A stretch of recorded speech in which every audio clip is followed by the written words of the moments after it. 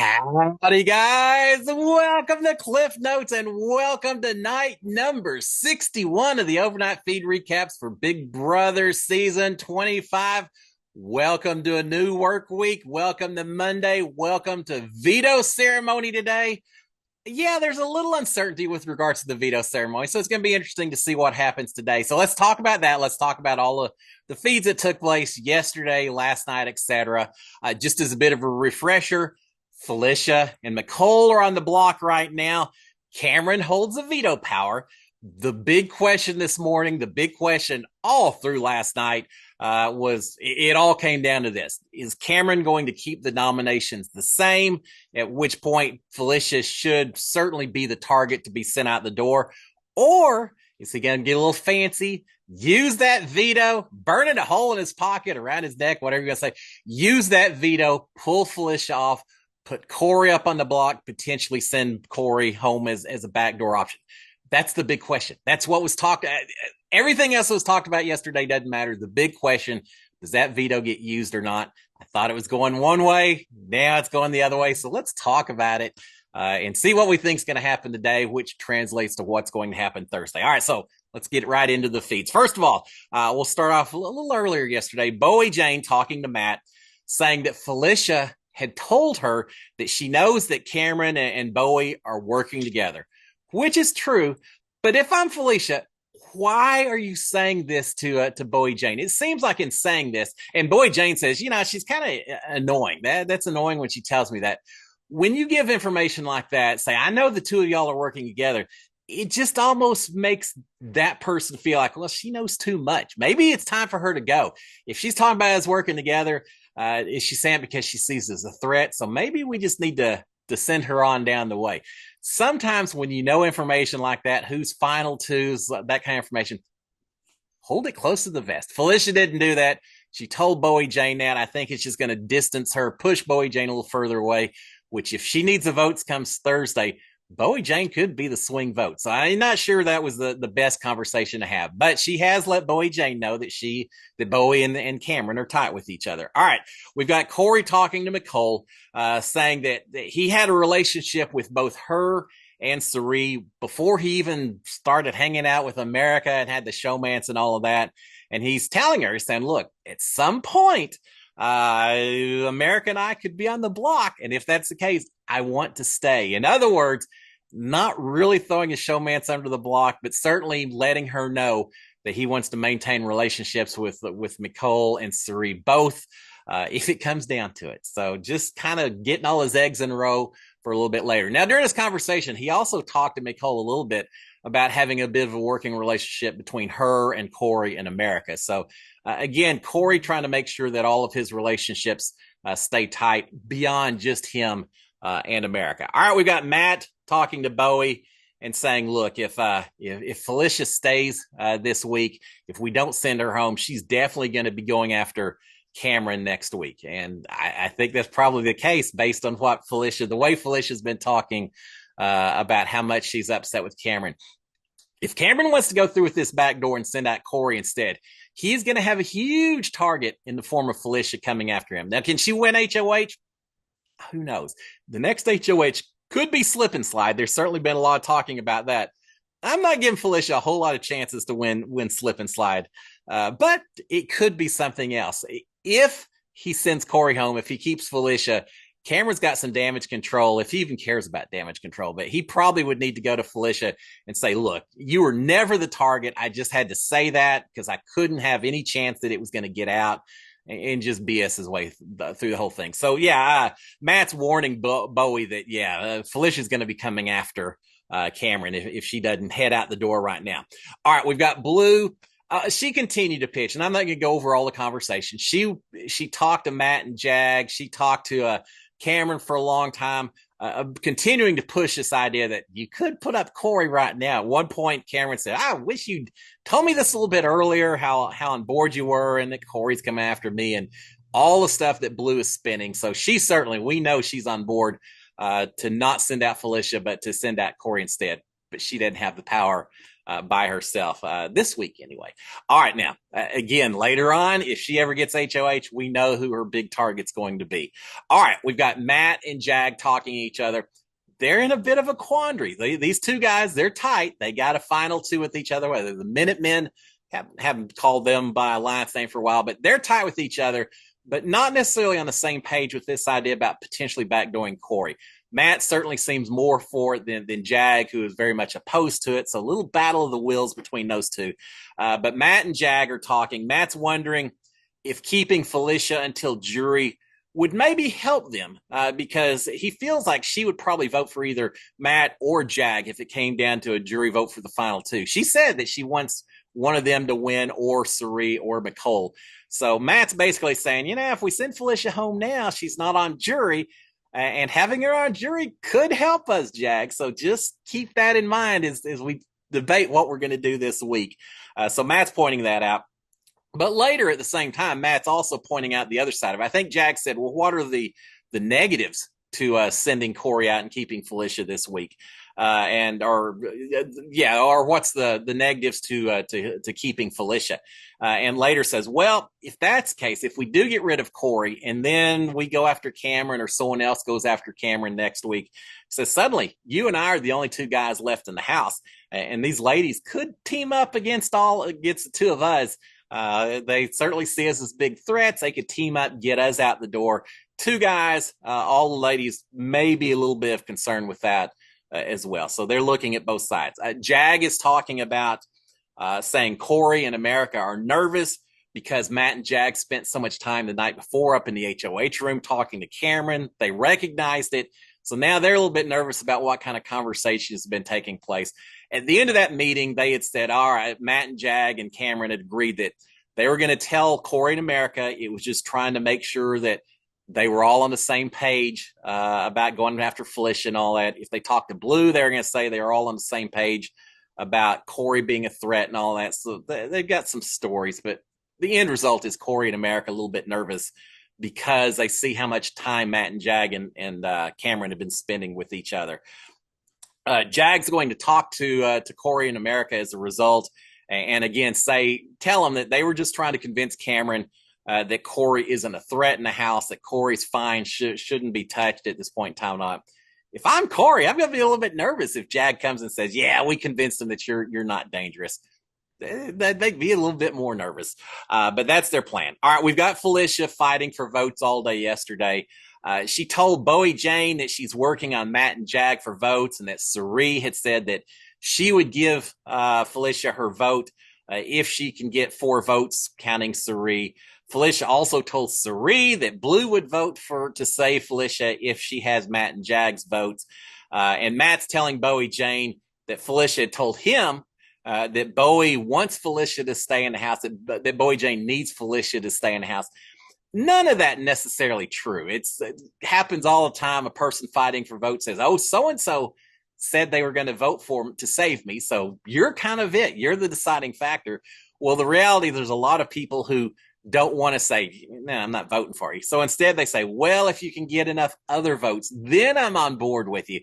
There's a big difference between saying you've got my vote and I'm waiting to see what everyone else does. But Felicia's kind of taking that step and telling everyone that, oh, I've already got so-and-so's vote, so-and-so's vote. Well, not really. Slow the roll there a little bit, Felicia, but she certainly is working on her votes.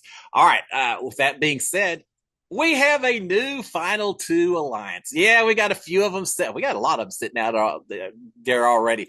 We've got one more, and this is between. How did they not already have a Final Two between Suri and Felicia?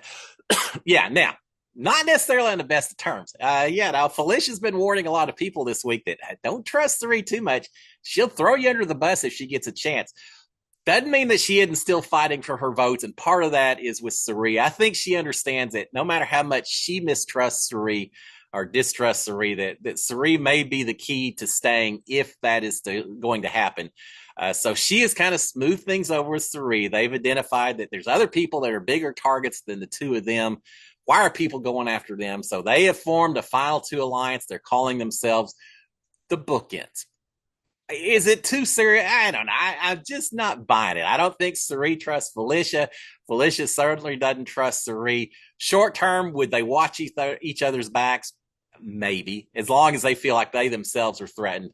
Long term, I think they're ready to see each other go. Now, maybe Suri sees a path where she holds on to Felicia a little bit longer. Felicia's just wanting votes at this point in time. But we do have a new alliance, the Bookends. So book it, so to speak.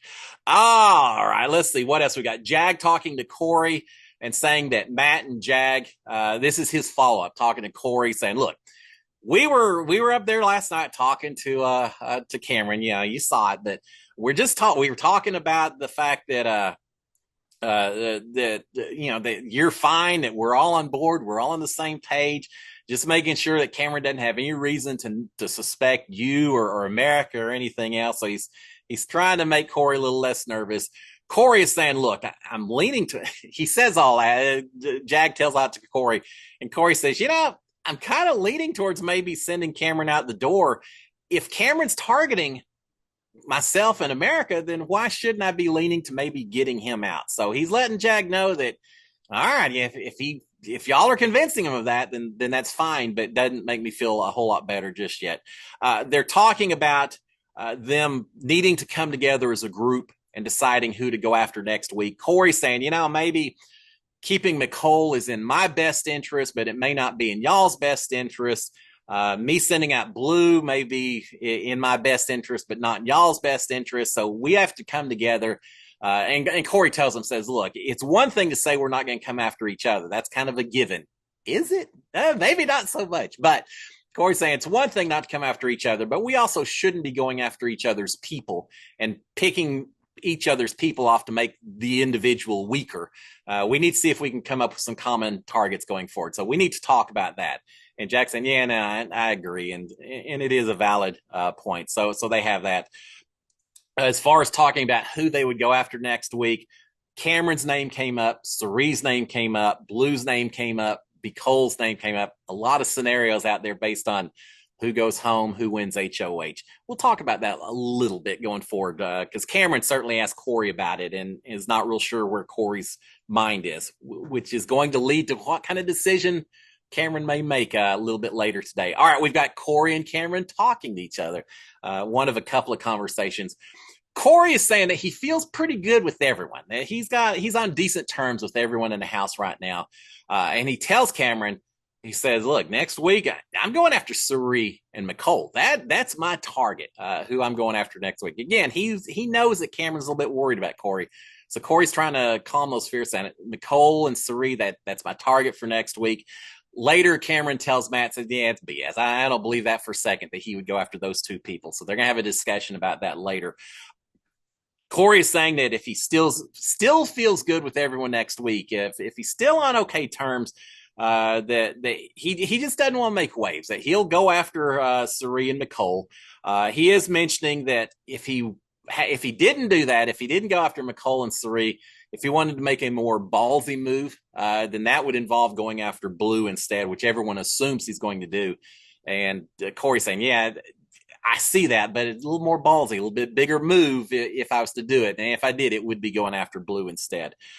So he mentions that. Cameron's concerned about getting backdoored by Corey, for example. And he mentions it, he vocalizes it, verbalizes it. And Corey says, look, if I wanted to do something like that, I can't do it myself. Votes and everything else. I'd have to be talking to Matt and Jag. It would have to be a whole group thing. So don't worry about me going rogue, because I got to bring in other people, and I'm not ready to do that. So he's trying to let Cameron know that's not the plan. He's already kind of mentioned that it could be the plan based on what happens. But he mentions that to Cameron. All right, we had a little break from strategy. We had Corey and America went on a Lunchables date. They went up to that little upstairs balcony out in the backyard, and just the two of them and Corey got like 17 Lunchables at his HOH last week. So Corey's got a lot of Lunchables left. So they had a Lunchables date and talked about straws and kind of things that you would expect the two of them to talk about. So anyway, that was it. That was a little detour from the game for a little while.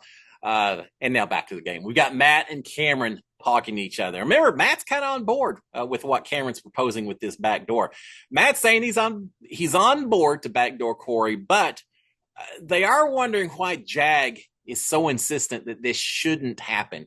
Why is Jag just pushing, resisting so hard? Matt's not used to not being on the same page with Jag.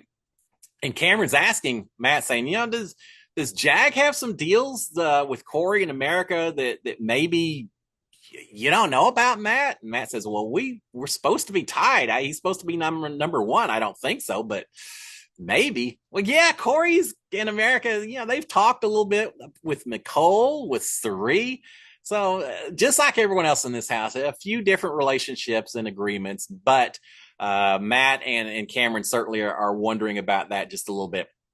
Cameron's still upset that Corey just seems way too comfortable, considering basically Cameron's like, I hold Corey's life in my hands. Why is he so comfortable? Why is he not sweating more than he is? And that makes him upset. He wants to see Corey nervous and sweating while Cameron has the power. And Corey's just like, and Cameron's saying it's like Izzy. Izzy was acting the same way. It drives me crazy. I can't stand that. So Corey's attitude this week, or actually over the past couple of weeks, is not helping him so much. He doesn't seem to be, he seems a little too cocky, perhaps, and that's making some people a little bit irritated. And it's making him suspicious that maybe he's got connections and agreements that they aren't aware of. You don't ever want to appear too comfortable in the Big Brother house because people are going to notice. And Cameron has certainly noticed. He's saying that he would love to put up Corey. He thinks Corey needs to go because Corey's coming after him. But he tells Matt, says, just like before, I'm only going to put Corey up if you and Jag agree to it. I want all of us in agreement before I start doing any of this stuff. I'm not going to do it otherwise. And Matt's understanding as well. Matt's saying as well that Felicia had said that if America and Corey win HOH, they're going to come after Matt and Jag. So again, he's a little bit worried that America and specifically Corey could be potentially targeting not just Cameron, but also Matt or potentially Jag. So again, some concerns with Corey from these two. These two aren't the issue. It's getting Jag on board that's the main conversation.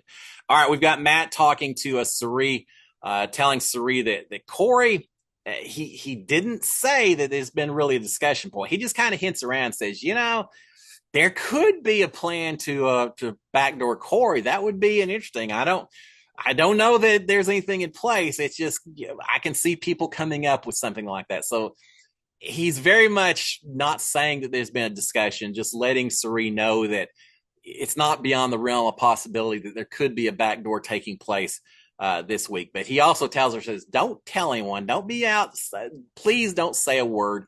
Sari says, my lips sealed. Just tell me how you want me to vote. However you want me to vote, Matt, I'm on board. If you backdoor whoever, whatever, however it works out, just tell me how to vote, Matt. So Sari basically just, as long as it's not me this week.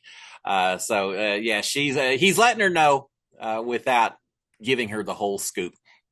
Matt's saying it actually, if it was to happen, he tells Sari sending Corey out may be kind of a great move, a great position for you and for me and for Blue. There certainly would be people who benefited from it. So he did a little implying here and there. All right, we've also got Matt telling Jag a little bit later. The two of them are talking about it. He's telling Jag, saying, this backdoor Corey, this could be the move. And Jag's just kind of smiling at him, but still not really seeming on board at all. But Matt's saying that he could envision a final four of Matt and Jag and Bowie and Sari as a final grouping of four. Matt's always had a soft spot for Sari, and so he wants to keep her for as long as possible. If I'm Jag, involving Sari is an absolute no-go. Didn't they not have the 7 deadly sins where Jag and Matt were completely left out and left exposed and all of that?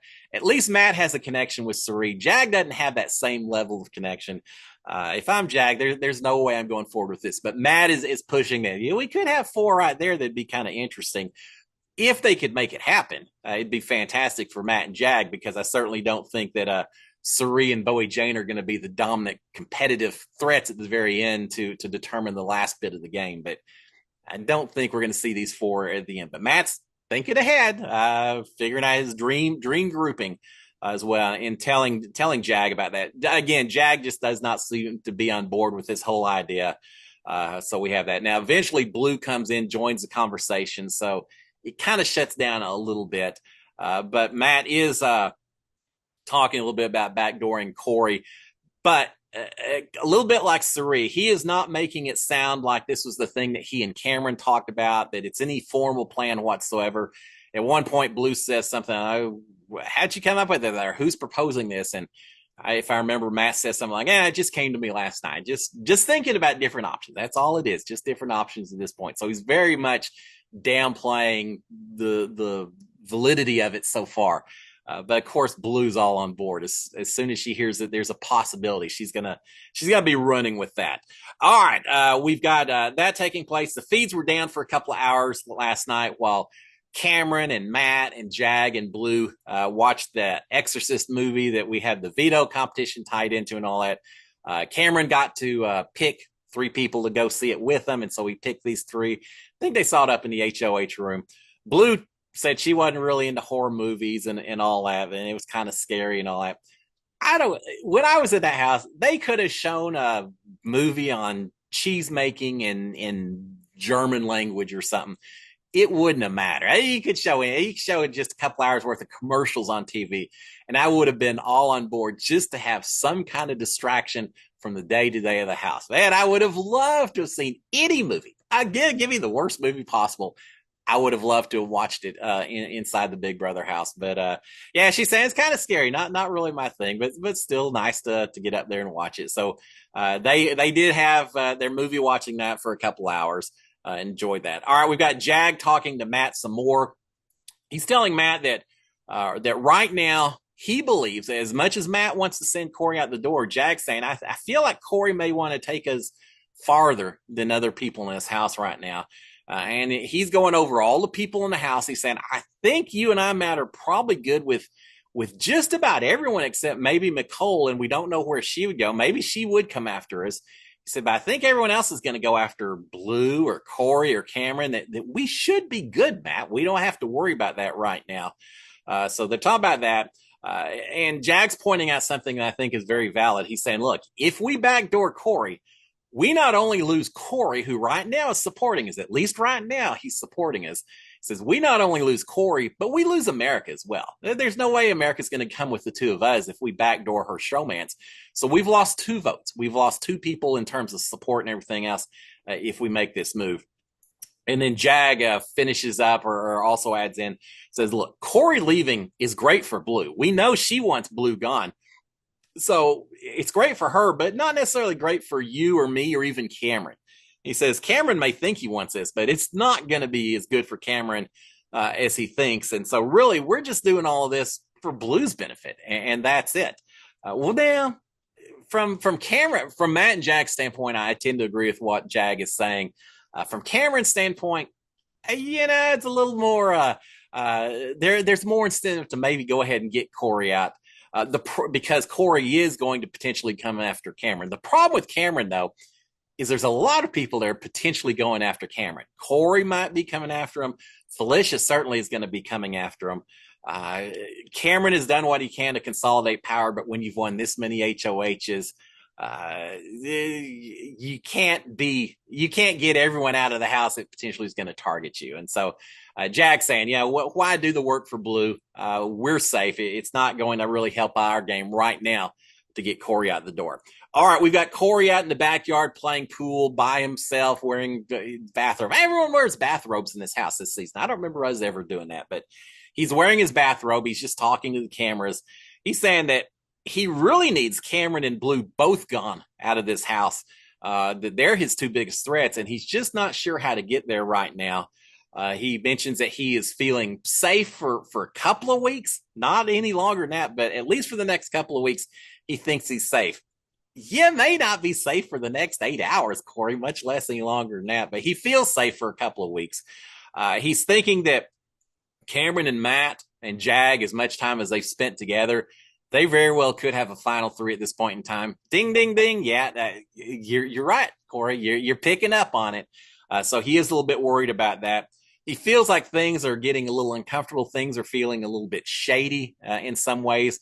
He talks of agency a lot, winning agency or something. He says, I feel like I've slid a little bit in terms of I'm a winning agency. He says I'm still okay, but I don't feel like I necessarily am in control like I was earlier in the season. Feeling like things aren't quite the were before, a little shady again. He feels like he needs to get Jag and Matt gone. They're too strong competitors. That yes, Cameron and Blue need to go, but at some point he needs to get rid of Matt and Jag also.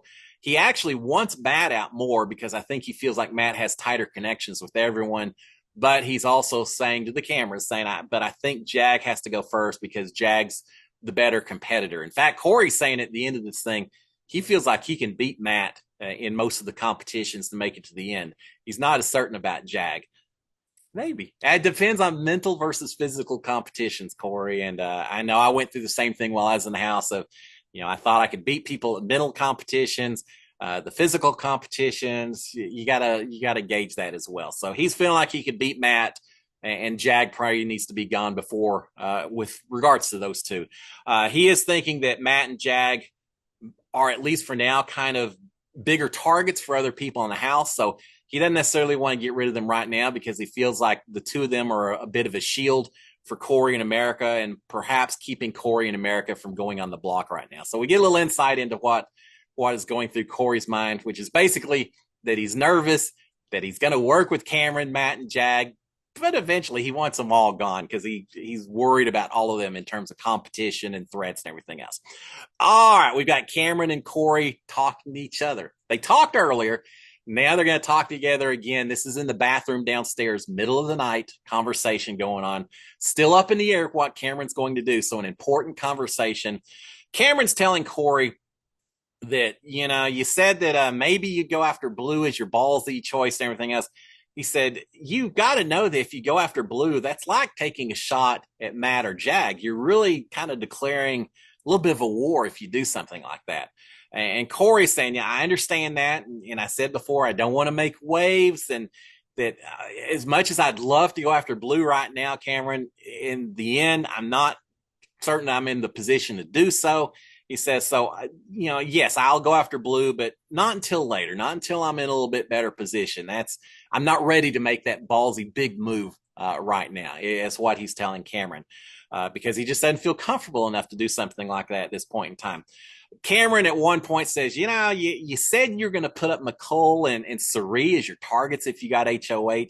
And remember, he told Matt he didn't believe that for a second. So he's asking Corey again, saying, why would you put up Sari and McCole? Because I know you've talked to them. I know you're kind of tight with them. Why would you put up those two people if it came down to it? And Corey's saying, look, they're some of my closest allies over on that side of the house. He said, but they're still threats. And, they're still threats. And if I'm not going to make waves, if I'm not going to declare war or do anything like that, they're the easy targets. After Felicia's gone, who else am I going to put up? I'm not going to go after our side of the house. So I'm going to put up Suri and McCole. Yes, they're kind of allies because I've tried to talk to everyone. And he says, I've told you I feel okay with everyone, but I don't want to make waves. And that leads to Suri and McCole being my targets going forward. And he finishes it off by saying, at the end of the day, our goal should be final five of you and me and Jag and Matt and Bowie, Jane. Final five. That's where we're at. So yeah, I'll go after the people that aren't part of that group, Cameron. So that's the conversation. That's the pitch that Corey gives to Cameron. And does it work? Well, we're going to find out here in just a second. We've got Matt and Jag while this conversation is taking place downstairs. Matt and Jag are up in the HOH room talking a little bit. Jag is still arguing against a Corey backdoor.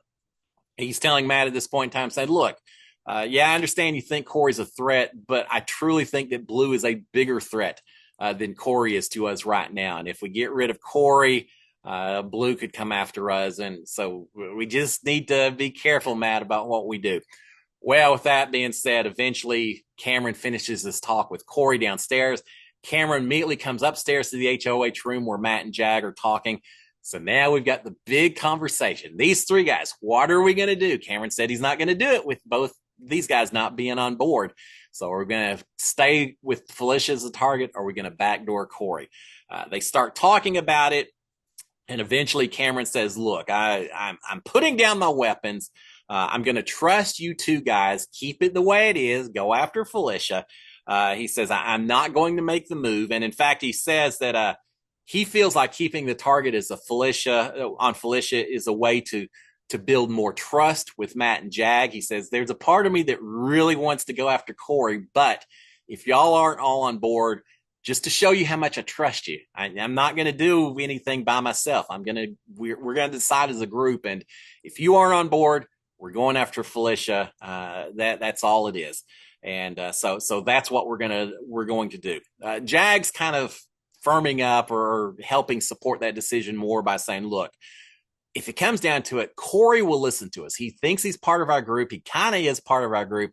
He's more, we can talk to him. He's a little more flexible. We can a little more pliable. We can get him to do what we need to do.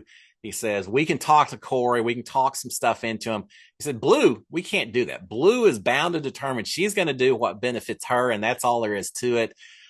We can work with Corey much more than we can work with Blue going forward. So again, Jag continuing to push that we just don't need to get Corey out just yet. And he finishes that by saying, look, here's the deal. At the end of the day, Cameron, there's a lot of people who may take shots at you. That could include Corey. He says, but Blue's going to be much more willing to take a shot at you, Cameron, quicker than Corey is. Corey's going to want to hold on to you and us longer. Blue will be ready to take the shot as soon as Corey's out of the house. And you just have to be aware of that, Cameron. So Jag, again, kind of firming up what Cameron has already decided is going to happen. At that point in time or soon after, Jag's called to the diary room. As soon as he leaves the room, Cameron immediately turns to Matt and says, hey, I'm just lying to Jag. I am going to use a veto. I am going to put Corey on the block. We are going to send Corey home. Matt's kind of looking at him, and Cameron then says, yeah, I'm just kidding. Now, I'm not going to do it. We're going to keep it the way it is. And he gives heart attacks to everyone that's watching on the live feeds when he says that. But yeah, no, he's just kidding. So there you have it, guys. A whole lot of conversations. It certainly seemed like Corey was in trouble, was going to be the back door. And then it all flips back within the span of a couple hours. So plan right now, keep the noms the same, send Felicia out the door, and then we'll see what happens next week, depending on who gets HOH. Sari and McCole and perhaps Blue could certainly be in trouble. But if one of them gets the HOH, Corey, Cameron probably would be the big targets. We don't know just yet. What we do know is that Felicia probably stays on the block and probably goes home on Thursday. We'll find. Oh, yeah, we still have a few hours until the veto ceremony, so who knows? All right, guys, with that, I'm going to shut it down. Y'all have a fantastic Monday. I'll be back tomorrow to talk about what happened with this veto ceremony. But in the meanwhile, tonight, Cliff Notes Live, 8 o'clock Eastern, 7 o'clock Central. By then, we'll know what happened on the veto ceremony, so we're going to talk all about that. Opinions, who you're cheering for, who are you upset? Are you happy with the way things went, backdoor or not? Come out there. We're going to chat. It's going to be an hour of nothing but Big Brother talk. I look forward to it, guys. So again, tonight, Cliff Notes Live, 8 o'clock Eastern, 7 o'clock Central. And then tomorrow morning, I'll be doing the overnight recap as well. So until then, guys, SKD143, y'all have a great day. Cheers, my friends.